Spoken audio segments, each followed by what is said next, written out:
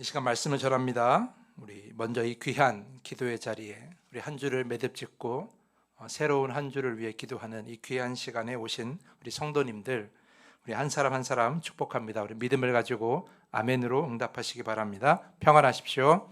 성령 충만하십시오. 이 시간의 말씀과 기도를 통하여서 주님 안에서 늘 승리하시기를, 주님 안에서 늘 형통하시기를 간절히 축복합니다. 자, 오늘 읽은 사무엘하 8장 우리가 다 읽진 않았지만 여러분 집에 가서 한번 읽어보시면 오늘 주된 내용은 뭐냐 하면 나갈수록 싸워서 이기는 다윗의 이야기가 담겨 있어요. 예전에 말씀을 드렸지만 이스라엘이 아직 가나안 족속들을 다 물리친 것이 아니었기 때문에 이제 다윗이 왕이 돼서 이 통일된 이스라엘의 그 주변국들, 특히 하나님께서 쫓아내라고 하신 그 민족들을 다 쫓아내야만 했어요. 그 싸움에서 늘 이기는 다윗의 이야기가 오늘 담겨 있습니다. 블레셋과 싸워 이기고 모압과 싸워 이기고 또 싸움을 걸어오는 소바왕과 싸워 이기고 또 소바왕을 돕기 위해 찾아온 그 아람 사람들 다 이기고, 그러니까 다윗은 싸우면 싸울수록 이기는 그런 다윗의 모습이 기록되어 있습니다. 사실 이것은 다윗의 기록이라기보다는 이스라엘의 기록이기도 하는 거죠. 이스라엘 민족들이 어딜 가든지 간에 다 싸워 이겼다라는 거예요. 어떻게 이길 수 있었을까? 그것은 우리가 기억하는 거 한 가지죠. 하나님께서 약속하셨기 때문이에요. 하나님께서 내가 저 가나안 족속들 다 쫓아낼 것이다. 이미 오래전에 여호수아가 땅을 분배할 때부터 하나님은 약속하셨다는 거 우리가 여호수아 말씀을 통해서 우리가 기억하고 있잖아요. 그러니까 그 약속이 계속해서 이루어지고 있는 거예요. 하나님은 약속하시면 반드시 이루어 주십니다. 말씀 안에 담기는 약속은 여러분의 삶을 통해서 다 이루어집니다. 이것은 제가 그냥 하는 말이 아니라 약속이고 성경에 기록되어 있는 증거들이 너무나 차고 넘친다라는 거예요. 그 약속대로 오늘 이스라엘 백성들이 다 이기고 있었다라는 거죠. 그런데 자, 오늘 본문 말씀 보면 좀 독특한 부분이 있어요. 자, 이스라엘이 이겼다라고 하는 것이 아니라 6절 말씀 보면 오늘 읽진 않았지만 후반부에 이렇게 기록되어 있어요. 다윗이 어디로 가든지 여호와께서 이기게 하시니라라고 말이죠. 자, 오늘 이 말씀만 보면 이스라엘이 이기는 것이 아니라 다윗이 이겼다라고 이야기하고 있어요. 그리고 나서 13절 말씀에 오늘 읽은 말씀에 보면 다윗이 에돔 사람 18,000명을 죽이고 나서 돌아와서 명성을 얻었다고 되어 있고 14절 후반부에 보면 뭐라고 되어 있습니까? 14절에는 또 똑같은 말이 기록되어 있어요. 다윗이 어디로 가든지 여호와께서 이기게 하셨더라. 자, 같은 장에 같은 말씀이 두 번 들어있어요. 그러니까 오늘 이 사무엘하 8장의 중심 말은 뭐예요? 다윗이 어디로 가는지 여호와께서 이기게 하셨다라는 거예요. 어디로 가든지 이긴다면 어떻겠습니까? 거침없다라는 거예요. 어디 가든지 간에 이겼다라는 것은 다윗이 어디 가든지 간에 형통했다라고 우리는 알 수 있는 것이죠. 늘 승리하는 다윗에게 주변 나라들이 이제 두려워 떨기 시작했고, 싸우기도 이전에 다윗에게 잘 보이기 위해서 주변 나라들이 예물을 가져와서 다윗에게 바치고 우리 잘 지내봅시다 이렇게 얘기하는 나라들도 있었어요. 그래서 13절 말씀 마지막에 보면 그의 이름이 명성을 떨치니라고 이렇게 기록되어 있습니다. 자, 명성을 떨쳤다라는 것은 다윗의 이름이 온 주변국에 다 알려졌다라는 거예요. 그냥 알려진 것이 아니라 어디로 가든지 이기는 다윗, 어디로 가든지 이기는 다윗이라는 그 이름으로 다 알려져 있었다라는 거예요. 그런데 여러분, 저는 오늘 본문 말씀에 좀 특별한 것은 이스라엘이 이겼다고 하는 것이 아니라 다윗이 이겼다라고 하는 것, 저는 이것이 좀 독특하다라고 생각했어요.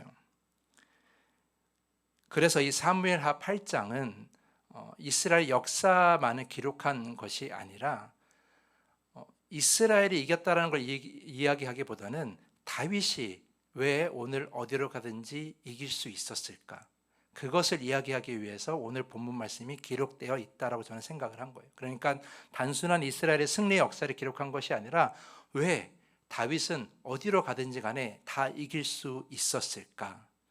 아까 첫 번째 말한 대로 하나님께서 약속하신 것이기 때문에 그렇게 이길 수 있었지만 그것은 기본적인 것이고, 오늘 본문에서는 다윗에 주목하여 오늘 쓰고 있는 거예요. 그래서 다윗이 어디로 가든지 이기게 하셨다는 말이 두 번 반복하면서 오늘 이 사무엘하 8장을 통해서 우리에게 주시는 교훈은, 깨닫는 것은 다윗이 어떻게 어디로 가든지 이길 수 있었을까. 좀 더 크게 얘기하면 왜 다윗은 형통한 삶을 살 수 있었을까, 좀 그렇게 이해할 수 있다라는 거예요. 그래서 오늘 본문의 이야기를 통해서 우리가 다윗처럼 승리하는 삶을 살기 위해서 어떻게 해야 되는가, 다윗처럼 형통한 삶을 살기 위해서 어떻게 해야 하는가, 그것을 우리가 오늘 살펴볼 필요가 있다라는 거죠. 그것을 가지고 오늘 본문 말씀을 좀 간단하게 살펴보고자 합니다. 자, 제가 말씀드린 대로 다윗은 어디 가든지 승리했고 그의 이름을 온 민족에, 온 이방 나라에 다 떨쳤어요. 그 이름을 모르는 사람이 없게 되었어요. 그렇다면 다윗은 그 모든 나라 중에서 가장 높은 사람이 된 거예요. 자, 이런 다윗이라면 그 권위는 하늘을 찌를 것이고 무엇을 하더라도 이스라엘 백성들은 다윗을 지지할 수밖에 없었다라는 거예요. 그리고 누가 다윗을 막겠습니까? 다윗이 하자는 대로 이스라엘 백성들이 또는 신하들이 다 하겠죠. 왜냐하면 어딜 가든지 이길 수 있는 사람이었으니까 그가 말하는 대로 다 하기를 원했을 거예요. 뭐든지 할 수 있었고 다 갖고 싶었고 다 누리고 싶은 거 다 할 수 있는, 그래서 자기에게 주어지는 모든 것들을 자기 마음대로 할 수 있는 그런 상황이 바로 지금 다윗의 상황이라는 거예요. 그를 막을 자가 없어요. 그보다 높은 사람도 없고 뭐든지 할 수 있는 다윗이라는 거예요. 그런데 여러분, 다윗이 오늘 본문 곳곳에서 숨겨져 있는 그 모습을 보면 다윗은 그렇게 살지 않았음을 우리가 알 수 있어요. 첫 번째 11절과 12절 말씀 보면 다윗 왕이 그것도 여호와께 드리되 그가 정복한 모든 나라에서 얻은 은금 곧 아람과 모압과 암몬 자손과 블레셋 사람과 암렉에서 얻은 것들과 소바왕 르우베의 아들 하다데색에서 노력한 것 같이 드리니라, 이렇게 돼 있어요. 자, 여기서 그것도라고 되어 있는데 그것도는 우리가 그 이전 말씀에 한마다 왕이 다윗에게 잘 보이기 위해서 보낸 선물을 의미하는 거예요. 그러니까 그 선물도 사실 그 선물이 다윗 아들에게 잘 보이기 위해서, 다윗에게 잘 보이기 위해서 가져온 선물인데 은그릇과 금그릇과 녹그릇을 가지고 왔는데 그것을 자신이 갖지 않았다라는 거예요. 어떻게 했어요? 하나님께 드렸다라는 거예요. 근데 그것만 드린 것이 아니라 그 이전의 전쟁, 그러니까 그 이전의 전쟁 12절에 언급되는 그 모든 족속들과의 싸움에서 이겨서 얻은 그 모든 전리품들을 자신이 가진 것이 아니라, 이스라엘이 가진 것이 아니라 하나님께 다 드렸다라는 거예요. 자, 보십시오. 마음대로 할 수 있었어요. 자기 마음대로 다 취할 수 있었고 자신을 막을 사람이 아무도 없었어요. 그런데 다윗은 자신이 마음대로 할 수 있음에도 불구하고 마음대로 하지 않았다라는 거예요. 다윗의 첫 번째 모습이고, 두 번째 15절 말씀 보면 이렇게 기록되어 있습니다. 다윗이 온 이스라엘을 다스려 다윗이 모든 백성에게 정의와 공의를 행할세라고 되어 있어요. 자, 다윗이 이스라엘을 다스리는데 정의롭게 공의롭게 다스렸다라는 거예요. 막강한 권력이 있으면, 막강한 힘이었으면 다 자기 뜻대로 하려고 해요. 자기 마음대로 하려고 해요. 이번 주간에 우리가 굉장히 놀랄 일이 있었잖아요. 우리가 그걸 보면 느끼는 것이 뭐예요? 내 안에 힘이 있으면 휘두르려고 해요. 그게 사람의 연약함이에요. 높은 자리에 있으면, 뭔가 큰 힘이 있으면 내가 할 수 있는 한 마음대로 하려고 하고 그 힘을 지키려고 하는 것이 사람의 연약함이에요. 여러분, 왕권이 가장 강할 때 법이 곧 뭐예요? 왕의 말이 법이에요. 당연하겠죠. 왕권이 강하니까. 그런데 오늘 이 말씀 보면, 15절 말씀 보면 다윗이 자신의 말대로 이스라엘을 다스린 것이 아니에요. 자신의 마음대로 다스리는 것이 아니라 정의와 공의로 다스렸다라고 되어 있어요. 정의와 공의는 하나님의 성품이에요. 그렇다면 이것이 무엇을 의미합니까? 하나님의 말씀대로 다스렸다라는 거예요. 다윗이 자기에게 주어지는 권위와 그 힘을 가지고 마음대로 휘두른 것이 아니라, 마음대로 행한 것이 아니라 그것을 가진 사람이 아닌 것처럼, 잘 기억하세요. 그 힘을 가진 사람이 아닌 것처럼 말씀대로 이스라엘을 다스렸다라는 거예요. 결국 다윗은 모든 것을 다 가졌지만 자기 마음대로 하지 않았다라는 거죠. 진짜 클라이막스는 언제냐면 16절이에요. 16절 말씀 보면 수르야의 아들 요압은 군사령관이 되고라고 이렇게 기록되어 있어요. 자, 이스라엘 점점 이제 강성해지면서 이제 밑에 신하들도 임명하게 되는데 그 중에 군사령관은 누가 돼요? 요압이 되었다라는 거예요. 근데 여러분, 우리가 사무엘 말씀을 그 전에 말씀 잘 기억해 보십시오. 요압이 누구입니까? 요압은 이스라엘이 잠시 분열되어 있을 때 북이스라엘의 실질적인 권력자인 아브넬을 죽인 자예요. 아브넬이 자기 동생을 죽인 것에 복수하기 위해서 요압이 아브넬을 어떻게 해요? 단칼에 죽여요. 근데 그때가 언제냐? 바로 다윗과 아브넬이 좋은 관계로서 통일된 이스라엘을 만들려고 하던 그 순간에 다윗의 마음을 몰라주고 자신의 복수를 하기, 동생에 대한 복수를 하기 위해서 요압이 자기 마음대로 아브넬을 죽인 거예요. 당연히 다윗이 요압을 싫어할 수밖에 없었겠죠. 그러한 마음이 여전히 남아 있을 거라는 거예요. 이 요압이 언젠가는 자신에게 큰 해를 끼칠 수도 있다, 자신의 말을 듣지 않을 것이다라는 그런 마음을 가지고 있음에도 불구하고 지금 요압은 어떻게 돼요? 다윗이 군대 총사령관으로 임명하는 거예요. 왜냐하면 요압은 싸움을 잘했거든요. 요압은 다윗처럼 전쟁에 나가면 무조건 다 승리했던 장수 중에 최고의 능력을 가진 장수였어요. 그러니까 능력만으로 봐서는 당연히 요압을 군사령관으로 임명해야 돼요. 그런데 다윗의 감정은 그렇지가 않았던 거죠. 여러분, 나중에 압살롬의 반란 기억하실 거예요. 다윗의 아들인 압살롬의 반란이 일어났을 때 결국은 그 반란이 제압되긴 하는데 다윗은 자신의 아들 압살롬을 죽이려고 하지 않았어요. 근데 누가 죽여요? 요압이 죽여요. 그때도 요압이 다윗의 말을 거역하거든요.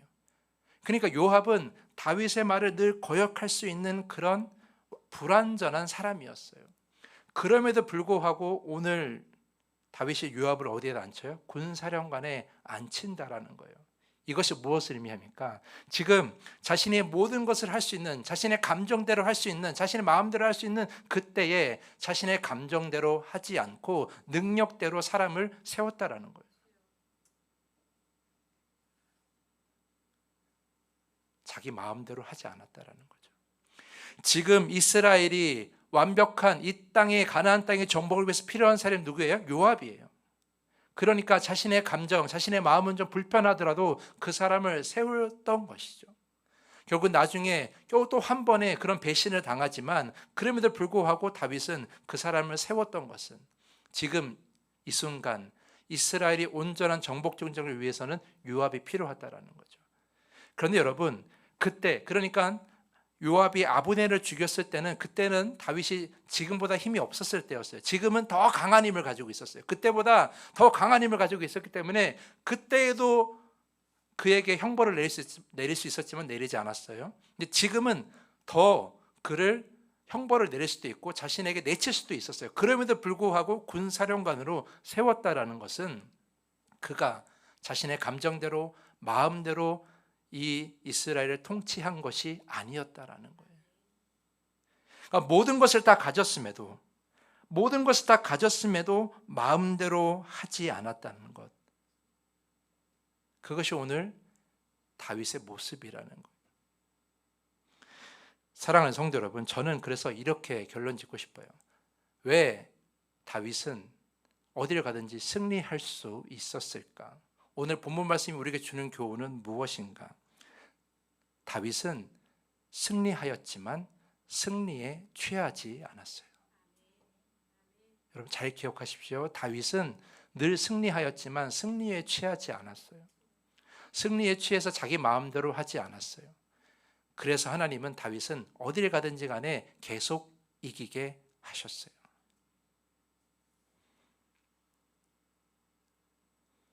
다윗은 모든 것을 다 가졌지만 모든 것을 갖지 않은 사람처럼 행동했어요. 그래서 하나님은 다윗이 가진 것을 뺏지 않으셨어요.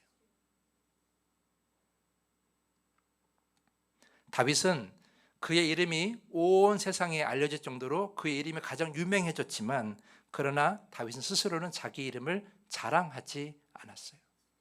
대신 모든 빼앗은 것들을, 모든 전리품들을 하나님께 드리면서 하나님의 이름을 높이려고 했어요. 그래서 하나님은 다윗의 이름을 계속해서 떨치게 하셨어요. 자, 제가 드리고 싶은 말씀이 무엇입니까? 우리가 하나님의 축복을 온전히 받고 그 축복을 영원히 누리기 위해서는요, 축복을 받았을 때 우리의 자세가 더 중요하다라는 거예요. 내가 그 축복에 취해서, 내가 잘 되는 인생에 취해서 내 마음대로 행하면 우리의 축복은 더 이상 유지되지 않는다라는 거예요. 우리가 늘 승리하는, 늘 형통하는 삶을 살기 위해서는, 내가 더 많은 것을 축복받으며 누리며 살기 위해서는 그것을 내 것이라고 말하는 것이 아니라 다 하나님의 것이고 다 하나님이 하신 것이며 나는 아무것도 안 했습니다, 오직 하나님만의 영광을 받으셔야 됩니다 라고 이렇게 고백하는 자가, 겸손한 자가 그 축복을 영원히 누릴 수가 있다는 거예요. 그런데 우리는 어떻게 합니까? 우리는 하나님이 나에게 뭔가를 주시고 뭔가를 이루어 주시고 하나님 많은 것을 누리게 하시면 거기에 취해서 하나님께 우리가 해야 할 일들을 다 잊어버릴 때가 많이 있어요. 그러면서 그 다음에 받을 축복을 놓치게 되는 것이죠. 우리의 삶이 형통할수록, 뭔가 일이 잘 풀릴수록 내 자신이 드러나서는 안 되는 거예요. 점점 더 뭐가 드러나야 돼요? 하나님이 드러나야 되는 거예요. 그러한 자가 온전히 축복을 받는 삶을 살게 되는 거죠. 영원히 끊이지 않는 축복을 받으며 살게 되는 거예요. 삶이 잘 될수록 내 성격, 내 감정이 드러나는 것이 아니라 그러면 그럴수록 내 감정은 숨기고 하나님의 말씀을 더 높이는 자가 돼야 되는 거예요. 근데 우리는 어떻게 해요? 반대로 될 때가 많이 있는 거죠. 처음에 은혜 받아요. 처음에 우리가 그 구원의 감격이 있을 때는 너무나 하나님을 높이지만 그 감격에 취할수록, 그 감격이 점점 더 나 안에 익숙해질수록 우리는 내 자신을 드러내고 내 감정을 드러내고 내 생각을 드러내고 하나님의 존재는 점점 더 사라지게 된다는 거예요. 그런 사람들은 어디로 가든지 이기는 삶을 살 수가 없어요. 가장 많은 것을 가졌을 때, 가장 높은 자리에 있을 때, 가장 유명해질 때에 가장 유명하지 않은 사람처럼, 가장 아무것도 가지지 않는 사람처럼, 가장 낮은 자리에 있는 것처럼 행동하는 사람이야말로 진정 하나님이 주시는 축복을 영원히 받을 수 있다는 거죠. 그것이 오늘 본문에 나와 있는 그 축복의 원리라는 거예요. 그래서 오늘 본문 말씀에 하나님이 어디로 가냐 다윗을 이기게 하셨다라는 것은 다윗의 그런 성품 때문에 이기게 하셨다라는 것을 이야기하고 싶었던 거예요. 그래서 이스라엘을 이긴 것이 아니라 다윗을 이기게 하셨다라고 말씀했던 것이죠. 그래서 오늘 사무엘 8장의 주인공은 다윗이에요. 다윗이 어떻게 그렇게 이길 수 있었을까? 어디로 가든지 어떻게 이길 수 있었을까를 설명하기 위해서 오늘 이 본문이 기록되어 있다는 것이죠. 사랑하는 성도 여러분, 그러면 여러분 스스로에게 한번 질문해 보시기 바랍니다. 나는 언제든지 형통한 삶을 살 준비가 되어 있는가? 하나님 주시는 축복을 영원히 받을 준비가 되어 있는가? 나에게 그런 겸손하고 그런 온전한 마음이 없다면, 내 생각대로 나를 높이고 내 마음대로 하고 다 내 것이라고 고백하는 그런 교만한 마음이 있다면 하나님은 더 이상 우리에게 축복을 주지 않으신다라는 거예요. 예수님께서 비유하신 얘기 중에 달란트 비유가 있어요. 1달란트 받은 자, 5달란트 받은 자, 10달란트 받은 자가 있는데, 그 1달란트 받은 자는 그 주인의 마음을 제대로 몰라주고 행동하다가 어떻게 돼요? 결국 그 달란트를 빼앗겨 버리게 되죠. 저는 그 달란트가 축복과 같다라고 저는 생각을 합니다. 하나님이 주시는 축복이 영원히 내 안에 머물기 위해서는 하나님의 마음을 잘 이해해야 돼요. 그리고 하나님 마음을 알고 그 축복에 따라 우리의 삶을 잘 반응을 해야 되는데, 우리가 잘못된 반응을 하게 될 경우에 그 축복은 다 빼앗기게 되어 있다라는 거.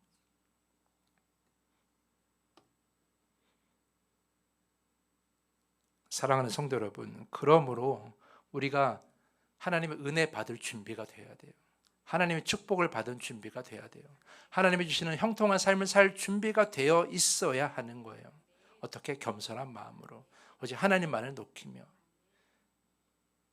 그런 마음이 우리가 준비되어 있어야만이 어디로 가든지 형통한 삶을 살게 되는 것이죠. 아무런 준비가 되어 있지 않은 사람한테 늘 형통한 삶을 하나님께서는 주지 않으십니다. 왜냐하면 그런 사람들은 결코 아무리 주어도 그들은 하나님을 높이지 않기 때문이에요. 여러분들이 형통한 삶을 살면서 내 자신을 낮추고 하나님을 높이게 되면 그것이 믿지 않은 자들에게 분명한 증거가 될 수 있거든요. 하나님은 그러기 위해서는 여러분에게 축복도 주시고 은혜도 주시지만, 여러분이 하나님을 높일 준비가 되어 있지 않으면 하나님은 결코 여러분을 축복을 주시지 않으신다라는 거예요.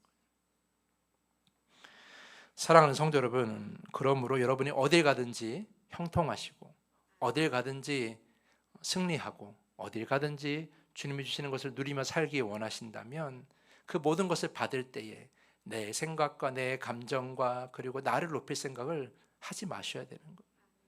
그 모든 것을 받을 때마다 하나님을 높이고 하나님께 감사하고 하나님께 고백할 줄 아는 자에게 오늘 그 어딜 가든지 영원히 누릴 수 있는 축복이 임하게 될 것입니다.